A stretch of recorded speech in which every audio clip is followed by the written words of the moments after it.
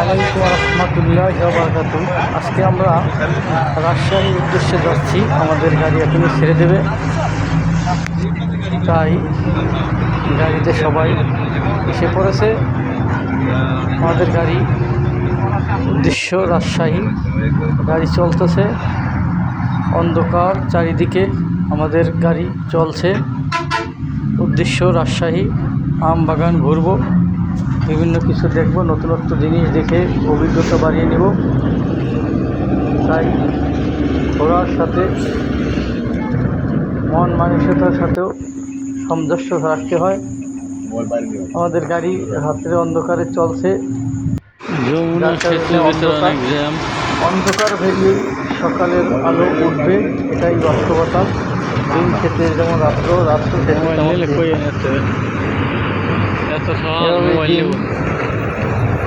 চলে।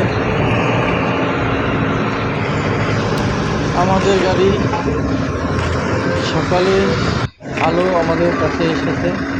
সকালের যে প্রাকৃতিক দৃশ্য খুব সুন্দর, দৃষ্টিনন্দন। আমরা এখন যমুনা সেতু উঠছি। সমস্ত গাড়ি টোল দিয়ে গাড়ি ব্রিজের দিকে যাচ্ছে। আমরাও এখন টোল দিয়ে ব্রিজে উঠবো। অপেক্ষায় আছি যমুনা সেতু পাচ্ছি, যমুনা সেতু দেখবো। সেই জন্য এখানে এসে খুবই ভালো। সকাল সকালে যে একটা ঠান্ডা মৃদু বাতাস আমরা অনুভব করছি। গাড়ি আমাদের ব্রিজের উপর উঠে গেছে। যমুনা সেতু ব্রিজ, যে ব্রিজ আমি প্রথম আসলাম, নদীর ধার, সেখানে আছি। নদীর ধার, নদীতে অনেক চর দেখা যায়, নদীর অনেক চর জেগেছে। এই যমুনা সেতু এক সময় অনেক স্রোত ছিল, এখন তো নদীতে পানি দেখা যায় কম, নদী ভরে, চর ভরে গেছে। কি অপূর্ব সৌন্দর্য! সকালের এই হাওয়ায় আমরা তা অনুভব করছি। আল্লাহর রহমতে আমরা ভালো করে দেখতে পারতেছি আল্লাহর এই সৃষ্টি, নদ নদী, গাছপালা, তরুলতা, সবটার এক অপরূপ সৌন্দর্যে ভরা। বা এই নদীর বহমান নদী দেখেন, নদীতে কোনো মাছ ধরার জেলে নেই। মনে হয় নদীতে মাছ পড়ছে না। নদী দেখা যাচ্ছে সকাল সকাল, অথবা তাই এরকম দেখা যাচ্ছে। চর ভরে গেছে পদ্মা, মেঘনা, যমুনা তীরে, তীরে খুবই সুন্দর একটা কবিতা বা গজল, যাই বলেন, অসাধারণ একটা দৃশ্য। আমাদের ব্রিজ পার নদী খুব শান্ত, ঢেউ নেই, কোনো ঘর নেই নদীতে। নদীর জল নিস্তব্ধ, জলরাশি অপূর্ব সুন্দর, অসাধারণ দৃশ্যের অবতারণা দিচ্ছে। অসাধারণ অসাধারণ অসাধারণ।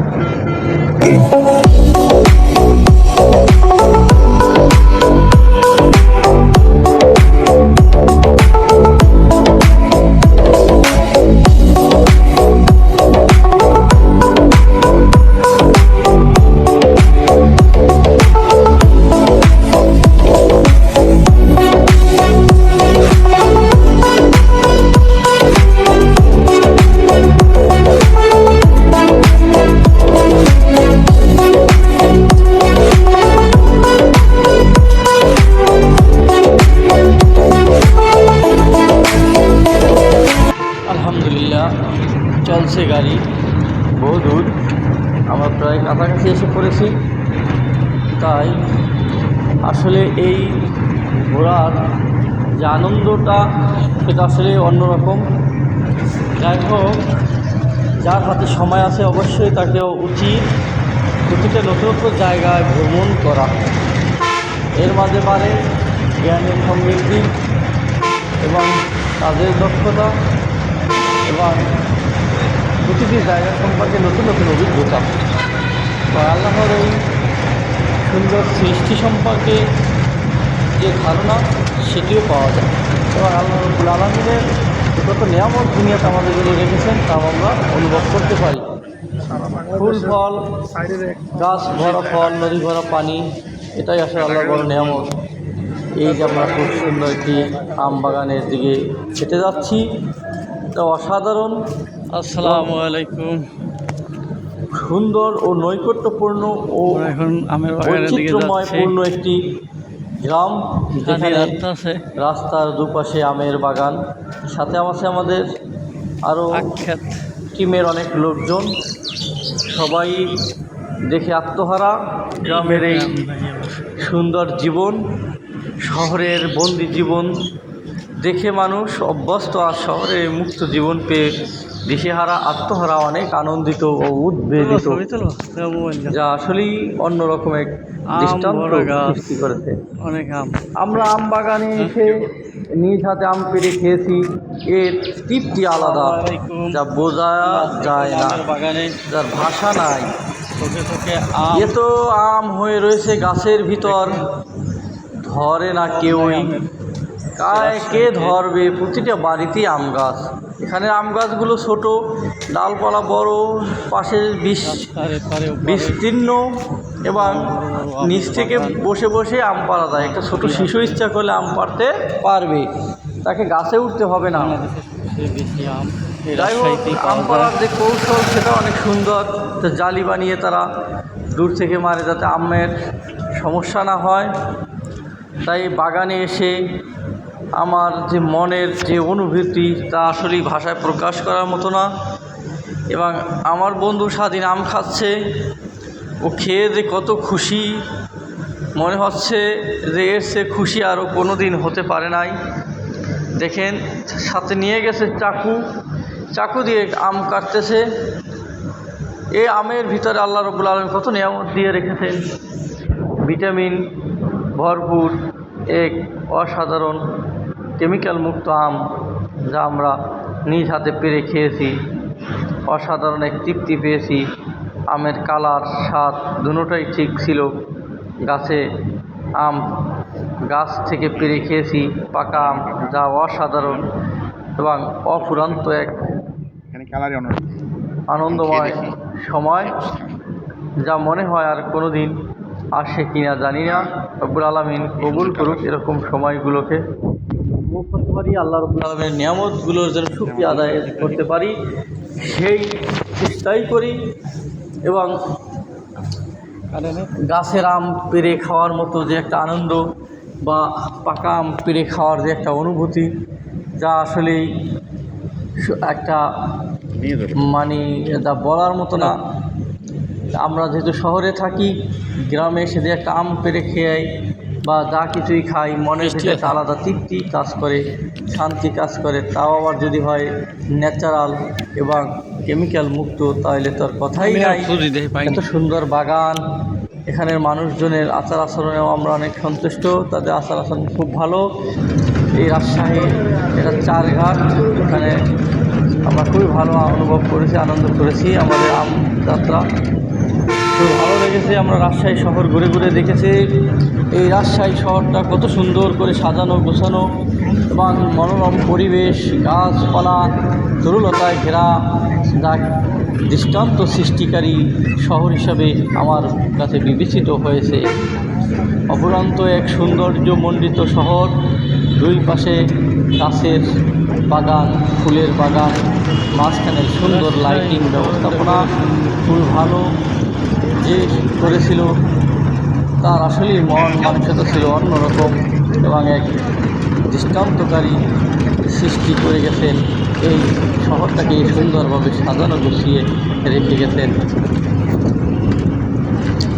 যাই হোক, শহরের এরকম একটা মনে হয় আমি কোনো এক গার্ডেনে ঢুকেছি বা বাগানে ঢুকেছি, যেখানে ঢুকেই দেখি ফুলের বাগান, সারি সারি গাছ, সুন্দর সুঘ্রাণ বইছে, আমার নাকের ডগায় ঘ্রাণ ভাসছে, যা আসলেই অসাধারণ এবং অন্যরকম এক তৃপ্তি স্বাদ আমি পাচ্ছি। গাড়ি যদি আমরা ঘুরছি, যা দেখছি, পুরো শহরটা আমি রিক্সা যদিও ঘুরেছি, খুবই ভালো। এই শহরটাকে আমার আসলে মনে ধারণ করে রাখি। এটা আসলে আমি যতদিন বাঁচবো শহর সম্পর্কে আমার ভালো ধারণায় থাকবো এবং শহরের মানুষজন চা খাইছো? যা এই শহরে আমরা খাওয়া দাওয়া যাই করেছি রং চা না সবই দুধ ভালো চা লেগেছে। খাইতেছো? এবং রাজশাহীর কি দিয়ে মানুষজন খাইতেছো, রং না দুধ? মোটামুটি আচার আচরণ আলহামদুলিল্লাহ অনেক ভালোই। আমার বন্ধু স্বাধীন দুধ চা খাচ্ছে, তোমার স্পেশাল চা বানাই দিতে আছে। ওর চায়ের তৃপ্তি হচ্ছে তাই চা খেতে দাঁড়িয়েছে। যাই হোক, আমি একটু চা পানি কম খাই, তাই আমি এটি একটু অ্যাভয়েড করার চেষ্টা করি। ঠিক আছে বন্ধু, তুমি খাও, তুমি এই খাও, হচ্ছে তুমি খেয়ে রাজশাহী তোমার পেটটা আরও বড় করো, কি সুন্দর দেখা। আমি পরে খাবো। আবার আমাদের রিক্সা যুগে চলছে ঘোরাফেরা কাম।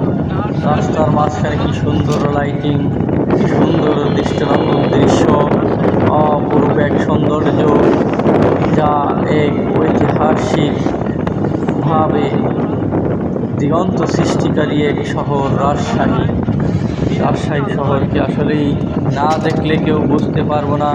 এখানে এসে অনেক সুন্দর মনে হয় আমরা উন্নত কোনো বিশ্বে এসেছি। রাস্তাগুলো খুব পরিপূর্ণ, এখানে নাই ময়লার স্তূপ, নাই আবর্জনা, নাই কোনো ডাস্টবিনের ছায়া, সব কিছু পরিপূর্ণ পরিপাটি এবং সুশৃঙ্খল। রাস্তায় নেই কোনো যানজট, কোনো যানজট নেই। খুব সুন্দর কোলাহল মুক্ত এক শহর, যেখানে মানুষের তেমন কোনো জমায়েত দেখছি না। হয়তো আজকে শুক্রবার, এই জন্যই রাস্তাঘাট একটু ফাঁকা। যাই হোক, তারপরে শুক্রবার ছাড়া অন্য দিন কী হয় তা জানি না, কিন্তু শুক্রবার দিনটা খুবই একবারে ফাঁকা আজকে দেখলাম। আর এই শহরের কথা মনে প্রাণে গেঁথে রেখেছি, যা আসলে ভোলার মতো নয়। আল্লাহ রাব্বুল আলামিন মানুষের তারাই সব কিছু করিয়ে থাকেন, তাই আমরা এখানে ঘুরে ফিরে আনন্দ উপভোগ করলাম। তারপর আমরা আসলাম পদ্মা পার ঘুরতে এসে এখানেও ভালো লেগেছে। পদ্মা নদী, বিশাল বড় চর, যা আসলেই দেখে খুবই ভালো লাগে। যাই হোক, রাজশাহী ট্যুরটি বা ভ্রমণটি ছিল একটি আরামদায়ক বা সুন্দর। এর মাঝে কোনো ছিল না স্যারের ট্যুরটি। আমার শিক্ষকের সাথে আমরা এই ট্যুরে যাই, যে ট্যুরে আমাদের পুরা বাস ভর্তি লোক ছিল এবং দুটি শিশু বাচ্চাও ছিল। এখন আমরা রাজশাহী বিশ্ববিদ্যালয়ের মাঝখানে আছি, যে বিশ্ববিদ্যালয় দেখলেও আপনাদের মন ভরে যাবে। বিশাল বড় ক্যাম্পাস, বিশাল বড় বড় বিল্ডিং, এপার থেকে ওপার হেঁটে যেতে অনেক সময় লাগে। এর কুলটানা আপনি খুঁজে পাবেন না নতুন হলে, আমরাও যেটা পাইনি। এবং ভবনের পর ভবন, খেলার মাঠ আছে, কয়েকটা খেলার মাঠ দেখলাম। যাক, আলহামদুলিল্লাহ ভালোই লাগলো। আল্লাহ হাফেজ, ভালো থাকবেন।